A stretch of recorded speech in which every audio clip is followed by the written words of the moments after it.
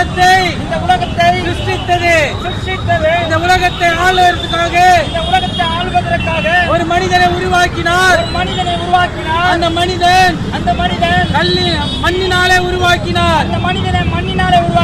அவனை இது எல்லாமே ஆண்டு கொள்ளன் என்று சொன்னார். ஆனால் அந்த மனிதனுக்கு ஒரு சோதனை வைத்தார். இதை தொடாதேன் என்று சொன்னார்.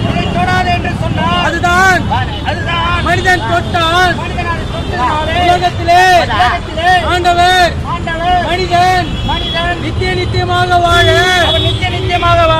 அவனை உருவாக்கினார். மனிதனோ தேவனோட வார்த்தை கேட்காமல் தேவனுடைய வார்த்தைக்கு கீழ்ப்படியாமல் பாவத்திலே விழுந்தார். அந்த பாவமானது மரணமாக மாறினது. மரணம் வந்ததினாலே பாவம் அவனுக்குள்ள வந்ததினாலே இயேசு கிறிஸ்து இந்த உலகத்துக்கு வந்து அந்த மனிதனுக்கு நித்திய ஜீவனை அளிக்கும்படி அந்த பாவங்கள் சாபங்கள் அந்த அக்கிரமங்கள் எல்லாமே தன்மேலே ஏற்றுக்கொண்டார். ஆனால் அவர்